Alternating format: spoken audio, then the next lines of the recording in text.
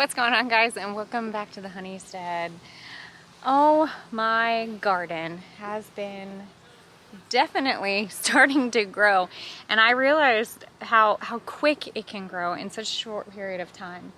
We are already kind of starting to plan for our fall garden, which I feel like I'm still a little bit behind on getting my seed starts with that, and we'll be working on that here very, very soon. But come walk with me. I want to show you what we've got growing. So all of these flowers are actually cosmos, and they all come from House Tools. And let me just tell you, all of the bees, native bees, my honeybees, bees that I don't even know what they are, but they have been coming over and visiting all the cosmos, and just look. They're so happy.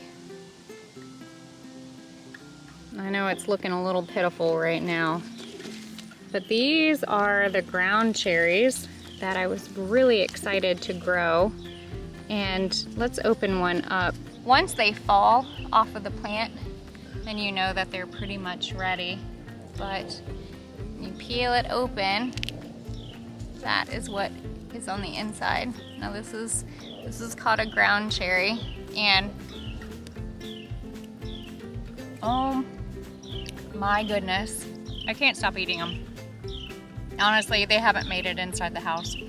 I'd be interested in seeing what people have done with ground cherries other than just eating them the way that I am, straight from the garden. But I am curious to see if anybody has ever canned them and made like a ground cherry jelly or a jam. I know that you can have like a tomato jam, which sounds really, really good, but I'm curious if anybody has done that with ground cherries.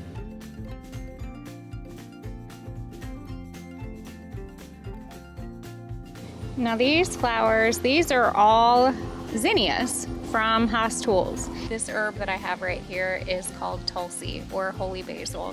It is probably one of my most favorite adaptogen herbs that we have growing in our garden. I use Tulsi in the majority of our tea blends, so we had to grow a good bit of it this year because of stocking up our inventory in our apothecary. Oh my goodness, this smells amazing. We have a good bit of Tulsi growing right there. And then I have, of course, another good bit that is growing on this side. I don't think I could have enough Tulsi, in all honesty. It is such a beautiful plant. It is so fragrant. And I'm gonna be coming in through here very soon as the seeds start to turn a little bit brown. And I'm gonna be doing a lot of seed saving this year. That's definitely on my agenda, and if you guys have never saved seeds before, go ahead and start looking into it. Go ahead and start doing it. It's very simple, very easy, and all it's gonna do is basically better yourself as a gardener and as a homesteader, but it's also going to help guarantee that you're going to have the regenerative aspect of your garden. I don't wanna have to go to the store and buy seeds. I don't wanna have to order seeds. I have seeds here. If I were to buy just one sprig of seeds, that's probably about $1.99, and look how many I actually have. And I'm okay if I have a field of Tulsi. I need to set some traps for these Japanese beetles. My poor little rose plant's taking a hit. The other day my mom and I came up here and we cut all the grass and made this whole garden area look so beautiful.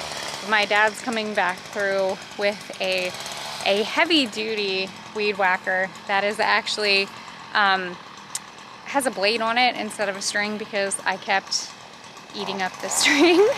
So he was like, I got you. He's helping me with the fence line because the grass got away from me, and so did a lot of the brush that was growing up on the line. But can we just take a quick second and just admire this passion flower archway? I mean, this has been a dream of mine for 2 years, and it's happening.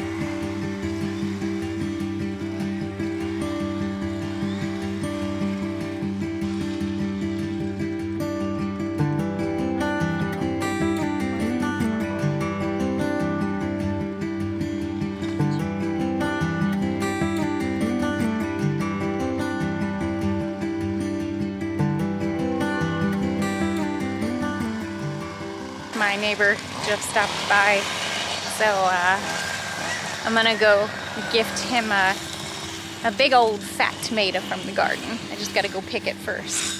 And unfortunately, I don't even think I have a basket on me, and that is definitely a rule that don't come to the garden unless you actually have a basket, because, well, I have learned that is how I end up ruining the majority of my shirts. Look at this beautiful tomato jungle. I know, I've got, oh my goodness. Look at that big fat tomato. That is a Dr. Witchies. This will work. Oh my gosh. Oh, that's a nice one. Definitely a solid pound. There's still like 20 tomatoes in there that I need to pick, but for right now, I'm just gonna go surprise my neighbor so that he can take this home to his beautiful wife. He and I actually grew up together, which I kind of think is interesting. And he's the one that actually owns that construction company. And if you've seen some of our heavy equipment that we've been using here outside of our tractor, it's actually been his Mini X and his skid steer that he's allowed us to kind of use and help. So every opportunity that I have that I can give back, even if it's as simple as a tomato or a dozen eggs or a jar of honey or a tea blend or mushroom coffee powder, whatever I can offer, just feels good. Feels good to give back.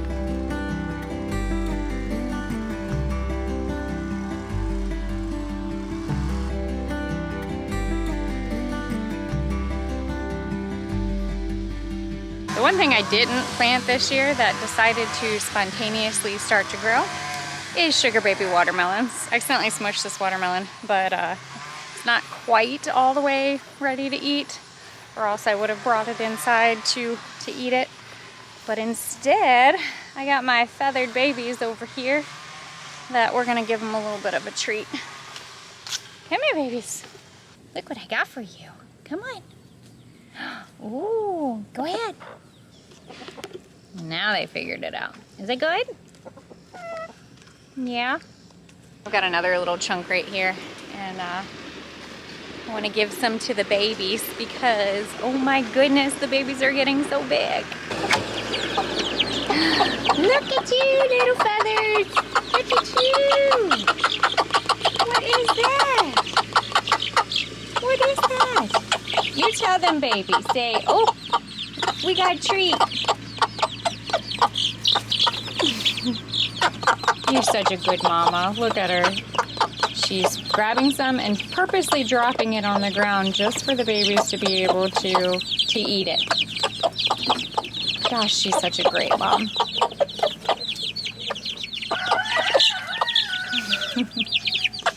You teach them. Teach them how to eat.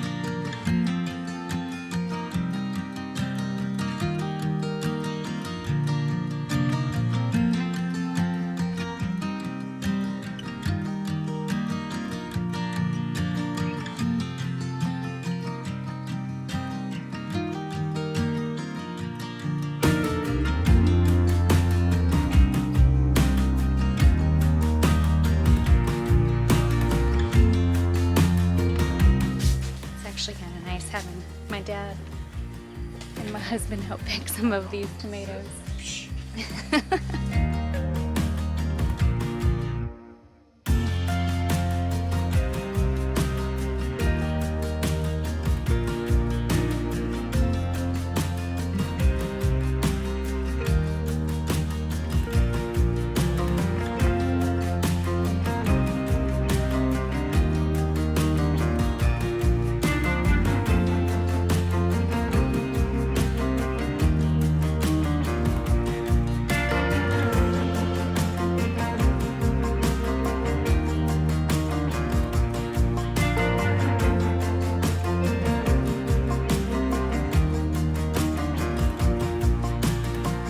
went ahead and got this part of the garden, in-ground garden, ready to go because this is going to be where we're going to be planting a good portion of our fall produce that we are growing. And then on this side, I still have a lot of squash, and that is growing.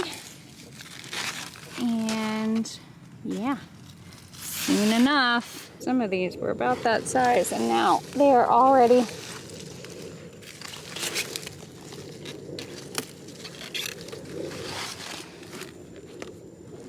I don't think anything else is quite ready yet. I planted some of our squash just a tiny bit too late, but it grows so fast, so I'm not too worried about it. There are going to be some plants that I'm going to go ahead and plant more squash of, just because I don't know what happened. These are all bush beans, and soon enough we will be harvesting and canning food up, because that is what I am very excited to be able to do this year. And something that I have been very pumped about, I have corn.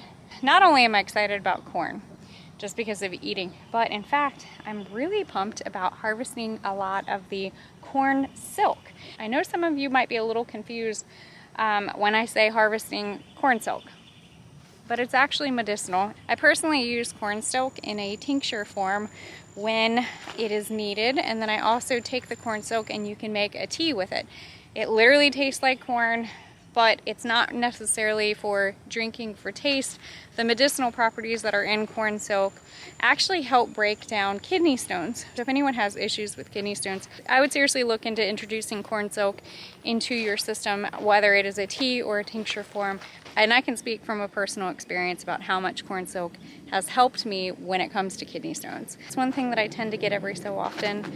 And so introducing corn silk on a fairly normal basis does really help. And when we go to harvest corn silk, I'll make sure to go up to the apothecary and teach you guys and do a whole video on corn silk and all the goodness, and actually breaking it down into more of a scientific discussion about how corn silk works within your body. So that's coming. That's coming very soon. Are you pups ready? You ready?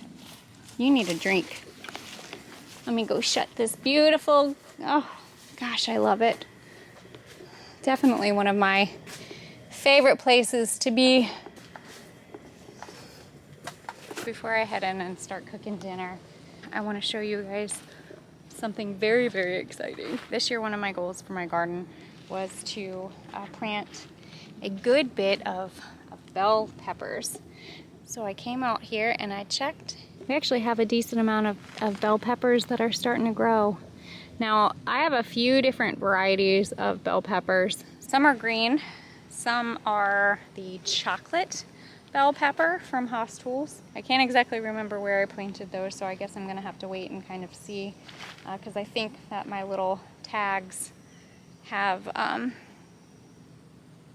gone missing on accident. I went ahead and cleaned some of these beds as well.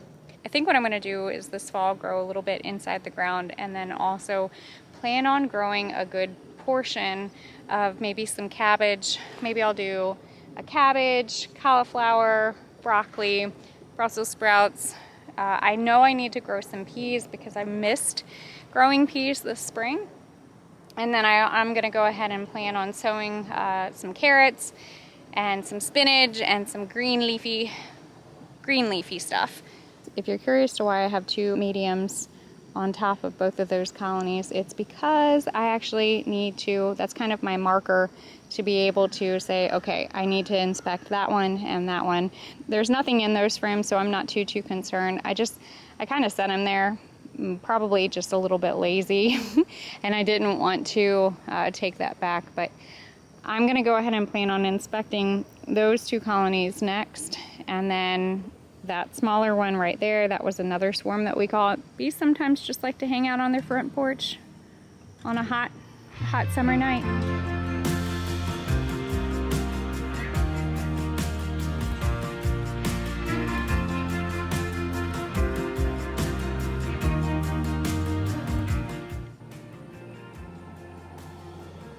I think that's probably my favorite thing to do, is to come out here and see all the different bees sleeping, taking a rest. I'm glad that I can give them a spot to sit and rest. It's probably a life lesson that many of us need to hear.